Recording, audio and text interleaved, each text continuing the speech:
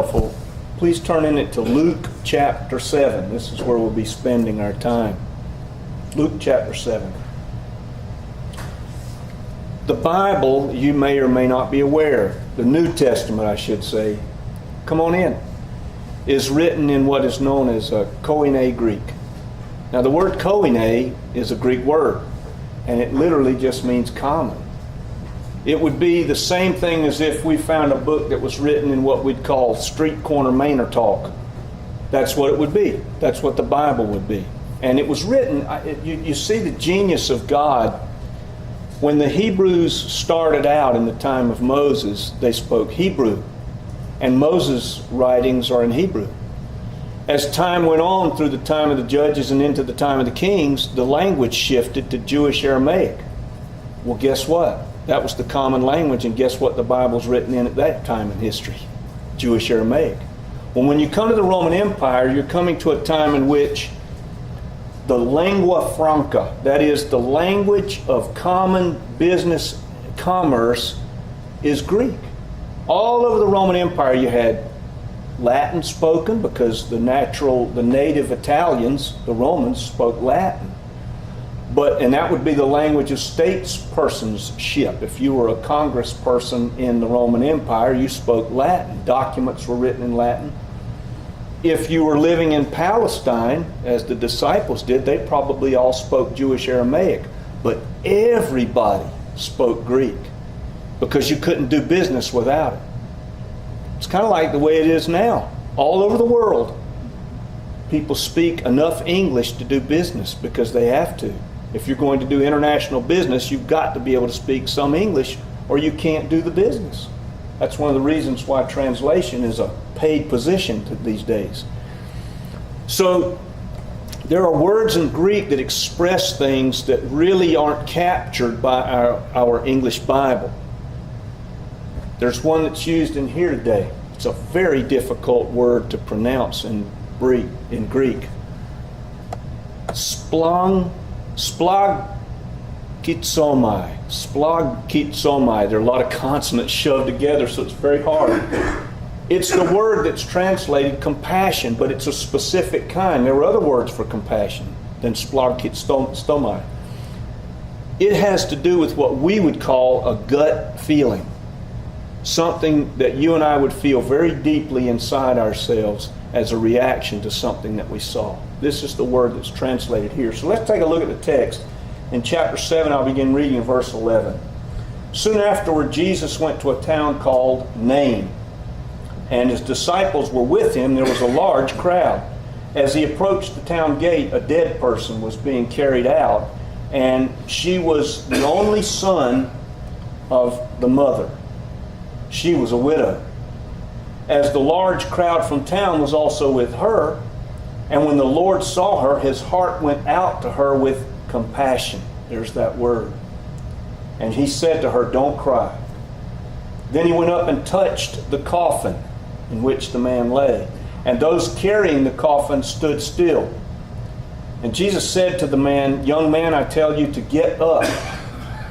The dead man sat up and began to talk to everyone who was there, and Jesus gave the man back to his mother. And they were all filled with awe and praised God and said, "A great prophet has appeared among us. God has come to his people." The news spread about Jesus and what had happened here all throughout Judea and the surrounding country. Now this text is one of those that for me is very emotional in that sense, because you see not only Jesus' emotion of compassion, but you also see this incredible miracle. I mean, just think what it would be is if you and I were standing there and saw this happen. I've been to a bunch of funerals. I haven't seen this. It would be fascinating to see it.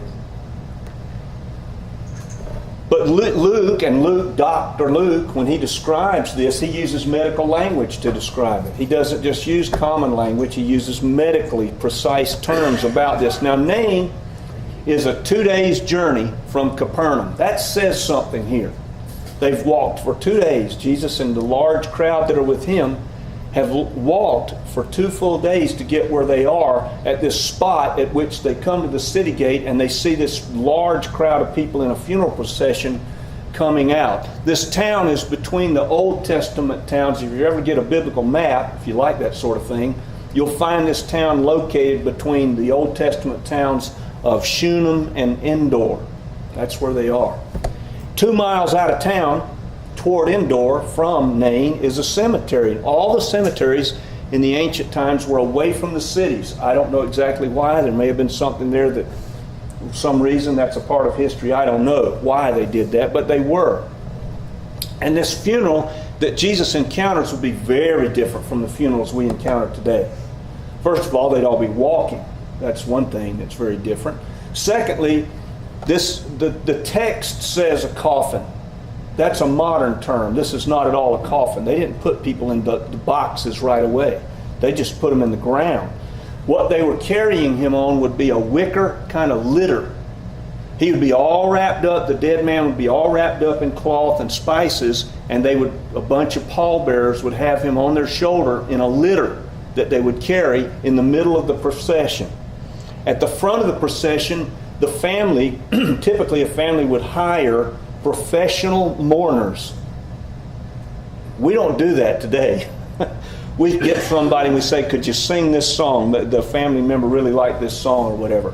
No, they hire professional mourners. And the mourners would do this.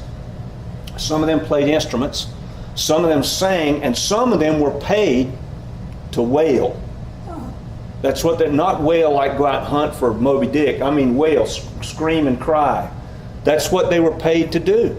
So this would be a typical funeral, and there would, at the head of the procession would be the professional mourners doing what they were brought there to do. This family and the crowd, the text says a large crowd, means there's a lot of people here at this funeral, which was very common in the ancient world.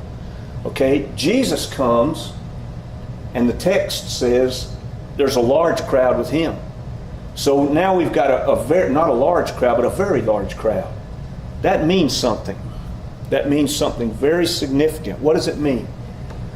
If you read Paul's history in the book of the Acts, Paul stands before Herod Agrippa, and he says something very significant to Herod Agrippa. He says, "You know about these things, Herod. These things were not done in a corner." What does that mean? It means people saw what was going on. So here you've got this setup where you've got a very large crowd. And Jesus is going to do something very remarkable, but it's not going to be done in a corner. It's going to be done in public. That is very, very significant. Now this funeral has a sense of tragedy that maybe we don't relate to at all. It says that the woman, this is her only son. And we have an honor system for that, don't we? I mean, in the time of the draft, if you were the only son of a widowed mother, your name would be way down in the lottery for the draft. You wouldn't be chosen likely. You wouldn't be chosen at all, probably. And you could be deferred from service on that basis. So we still honor that. But at this time in history, it's very different. If you were a widow, a woman, and your only son had died, you just lost your means of support. There is no support. There's no Social Security. There's no Medicaid or Medicare. There's no safety net whatsoever. You're stuck. And if you're too elderly to work, there's no means of support for you whatsoever other than begging. So this was a serious thing for this woman. This is a patriarchal culture, and this is the way it worked. Widows were dependent upon their family members to care for them if the husband had died. There's also a lot going on here within the people. I don't know if you're familiar with this term. It's a German word. It's called Zeitgeist. Has everybody ever heard that term before? The Zeitgeist? It has a very specific meaning. It means literally the ghost of the times. That's what it means. We would say the spirit of the age. We live in a time when there's a general atmosphere around us that colors how people think, that we're not even aware of. We just walk in it every day. What is the zeitgeist right now? It's two 50-cent words plugged together. It's postmodern nihilism. Now, I know that's two 50-cent words that may not make a lot of sense to anybody, but what it essentially means is history doesn't mean anything. All that means something is now, and when we're dead, we're gone. and that's it. That's the way people think in our culture right now. Well, in this culture, they were Stoics. What is Stoicism? Well, we always think about it as somebody like Mr. Spock on the Star Trek, with no emotion. That's not what it means at all. Stoicism was a very specific philosophical structure, and what it meant was that you had the capacity to be at peace regardless of your external circumstances. That's what it was boiling out to. Epicurus was one of the sources for this. And that's what he thought. He thought no matter what's going on around a person, if they are truly living the right philosophy, the right zeitgeist in our time, then they would be Stoics. That is, no matter what's happening, I'm okay. I can, like a ping pong ball in the rapids, I can kind of float above it. So all of the people in this funeral, even though they are Jewish, probably, they are still affected by this kind of thinking. So that's part of what's going on here. The Stoics believed in a God, but they believed in a specific kind of God. They believed in what's known as the philosopher's God, the deist's God. That is a God who just said, everything be, flung it out there, and then sat back and didn't do anything else to watch that process unfold. There are lots of people who believe in a God like that today. I think to myself, well, that's very interesting. I guess it helps with some explanations, but it doesn't really say anything about how we should live then, because this God doesn't care. That's what the Stoics thought. That's exactly what they thought. And they thought about it for this reason. They said, if someone can influence you or me, that person as the influencer has power over us. Since God is above everyone, no one has power over him. Therefore, God doesn't feel anything. Therefore, God doesn't intervene or care about anything that goes on in our lives. Now, you may say to yourself, well, how does that apply to the Jewish funeral? Oh, it applies greatly. They're just like we are. Let me ask you a question to reflect upon for just a moment. And nobody has to answer this or raise your hand. When you go to a funeral, or you go to the hospital, we just finished praying for a lot of people.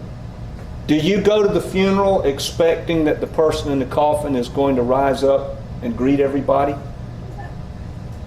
I mean, I've done funerals. I've never expected that. I'd love to see it. I don't mean that to be funny. I would love that. God raised this person from the dead, and he would do that. I would love that. God, take this person's illness and lift them out of this hospital bed for the rest of their lives. I would love that. Right? God set this person free from their addiction to never face that again. I would love that. But you see, there's a zeitgeist, and we're in it, just like these people in this funeral. They did not expect this to happen. They understood medicine well enough to know that when this person was DEAD, they were DEAD. For as a matter of fact, they would take the person, common practice at this time in history, and they would lie in the house for a couple of 3 days before the funeral. That's just what you did. And why did they do that? We think, well, part of it was, it's hard to let go of somebody I love, but that's not the whole reason. The whole reason is they wanted to make sure they were dead before they buried them. Right? I mean, you don't want to wrap them up in the spices and then have them say, wait a minute, what are you doing? I'm not really dead, wait, or put them in the hole and start shoveling dirt on them and then they get up. They don't want that. So they let them lie in the home for 72 hours sometimes to make sure that person is DEAD. They understood medicine well enough to know dead was dead. This person was dead. This person who's wrapped up in that wicker basket being carried out of town behind all the wailers and the mourners is dead. And nobody questions that. That is so significant to me. And they believed, just like a friend of mine in Waycross, I won't say who this is, but it's a friend of mine, and I've heard this said to me straight away. They talked to me about a problem they had in their life. And I said, well, would you like for me to pray about that for you? They said, go ahead. Man, thanks. Whatever's going to happen is going to happen anyway. If you want to pray about it, though, thanks. They're believers. These people believe that when they die, they're going to be with Jesus forever. But this is what they think about prayer. They are caught by the zeitgeist. Just like these people at this Jewish funeral. They're caught by the stoicism of their age. God is there, but He doesn't do anything. They believe that. And so they're carrying this guy to put him in a hole because they believe he's D-E-A-D, and that's the end of the story. So when Jesus commands this man to sit up at the funeral, they're seeing something that they did not expect at all. Now, God entered humanity, in my view. I've heard this question asked of this sort of thing. Think about it. Why didn't God come when we had videotape?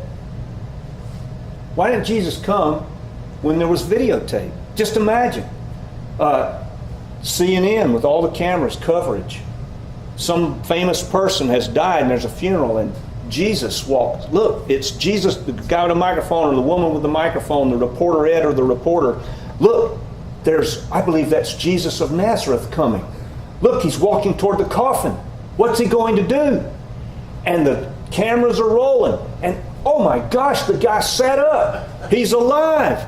Jesus has raised this man from the dead. Now you think about that. I've heard this said to me from people who don't believe. They say, if I could see that, I would believe. No, you wouldn't. No, you wouldn't. You'd believe it less. I wonder who photoshopped that. Yeah. Who played with that videotape to make that happen? I mean, I don't know how many of you go to modern movies. I love dinosaurs, space aliens, and robots. They look real on the screen. I'm telling you, what in the world has happened to a movie that a dinosaur's walking through Manhattan? And it looks real. I mean, if I were 5 years old, I wish I could see movies like that at 5 years old once again, because it would just be real. There wouldn't even be any. When I watched movies, they made something float through the air by strings, and if you look close, you could see them, and it would kind of bounce. I remember this movie I saw. It was a movie about these two giant brains from another planet. One was a good one and one was a bad one. And at the end of the movie, the bad brain comes in and it's influencing this person to be a murderer. And the person sees the brain and takes an axe and starts to beat the brain to kill it. And the brain, it's a big plastic thing, right? And it's hanging on strings, so when he hits it, you can see it bouncing just like something would that's hanging on strings. That was the best they could do. But if they made that movie today, man, that thing would be real. Yeah. But you see, the reason people would not believe if the videotape were available is just for that reason. They would say, who messed with that? The reason people don't believe has nothing to do with that kind of evidence. What it has to do with is, if God exists, He's going to make a demand of us morally, right? He expects something morally. We're going to have to make a commitment to Him, not just believe that He is. So, the question that's raised by this funeral to me is this: why this man and not another? How many people do you think died in Palestine on this day? How many funerals were taking place that day in Palestine? You got about 10 million people living there in the whole region. There's got to be 8 or 10 of them anyway. Well, what about their loved one? Do you think this was the only widow who'd lost the last son or the only husband? I don't think so. Why did Jesus choose this one? Well, it's obvious to me that Jesus and this funeral come together. It's not a random thing. He had to walk 2 days to get there. This is a divine appointment. When you think about all the variables involved that put Jesus and His crowd together with this funeral and that crowd, there's a lot going on here. God is doing something. And so this moment is not just some random thing to be recorded in the Bible for our benefit. And there's something to this about the fact that this one is raised and not another. Think about it. When we pray for people, I shouldn't say that. Do we expect that God is going to answer the prayers? Don't answer the question. Just think about it yourself. We pray for a reason. We're not just fulfilling, I hope, an obligation. We're expecting that God might really intervene in this moment. But what if the intervention doesn't fit what we desire? What then? I mean, can you imagine if Jesus had walked up to this guy and prayed that this guy be raised and nothing had happened? That would have been pretty serious. But the fact that he is raised says to me this is something that God has intended for a purpose. It's not just something to do. It's not a random moment. It's something that God is doing for a purpose. And that tells me a great deal about why this person and not another person. Why that person's family member and not my person's family, my family member. Why this person is healed, why this person is not healed. In all of these situations, God is doing things. And the reasons for which what we desire does or does not happen, those things do or don't happen, is because God has a purpose for what does happen. It's not just random. There's something here going on. So when I pray for these people on this list, I'm expecting God to move on their behalf, but I have no idea what that movement's going to look like. Is it going to be a healing? Maybe. Or maybe it's purposed it serves God's purpose that the person suffer. Maybe it's God's purpose that the person die. We're all going to live a short time, right? We're not here forever, right? No matter what our age, our life starts, our life ends. In between there, God is working out a purpose that may not fit what we want. But there's something in it that I think tells me something a great deal about how God cares about us in those things. Hear me through. Think about this. In our culture, one of the portions of the zeitgeist, the spirit of the age, of which we are all victims in some way. We may not think about it. We're not walking around thinking, I'm a Stoic or I'm a postmodern nihilist. We're not thinking like that, but it influences what we think about. We are taught. How many of you are inspired by a statement like this? Remember, how many saw the movie The Dead Poets Society? Okay, what was the famous Latin saying in the Dead Poets Society? Anybody remember?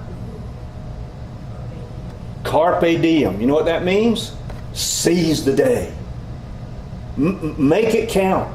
Live this day for all it's worth. Suck all the juice and marrow out of this day. Don't let 1 second pass you by. Now that sounds inspiring. I'll tell you what it sounds like to me. It sounds like a tyranny.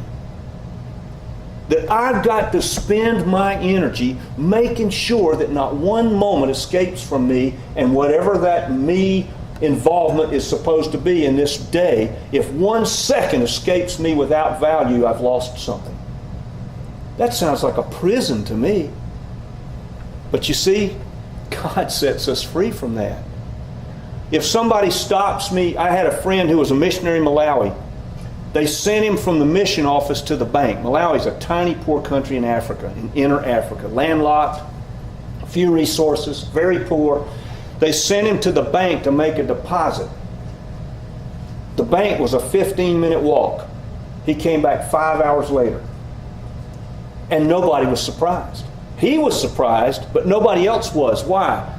They said, that's the culture here. If somebody stops you in the street and wants to talk, they're expecting you to sit down, have a glass of lemonade, and sit with them for the rest of the afternoon until they're tired of talking with you, and that's what they look for. But God sets us free for that, you see. There are lots of people who you and I encounter at various points in our lives who have need. They have need of us. And if I've got eternity waiting for me, then how I spend 30 minutes of my day really doesn't matter all that much. I don't need to carpe diem and run around with this incredible pressure on me to make sure that every second of my life matters in some way that the world says is good. I'm free from that, so are you. If a family member wants to spend an afternoon talking with me about whatever, I'm available for that. Because I got eternity. If I were to go like Ed and I went and sat with Stanley and Eloise for 3 hours, so what? They needed that. They needed us maybe that day. Maybe we needed it. It's all right. There's an eternity waiting for us. We don't have to frantically spend time. We can spend it lavishly on the things that God gives us to do right here and right now, because we've got an eternity waiting for us. Man, I love that. You know, as a Christian, the one thing that appeals to me about heaven is there will be no schedule. That's the most appealing thing to me, no schedule. Remember how it was when you were a kid? You didn't worry about what time it was until you got to be a certain age, when your parents started to say, it's almost 8 o'clock. Then you started to worry about it. But prior to that, you're just doing things until you stop. That sounds like heaven to me. And Jesus gives us that gift. God's work will go on without me when I've been properly buried. And that's good. That's a good thing. I don't know where everybody is today, but if I've said anything about which you've got a question, you want to pray with me, speak with me about this church, speak with me about your life with the Lord.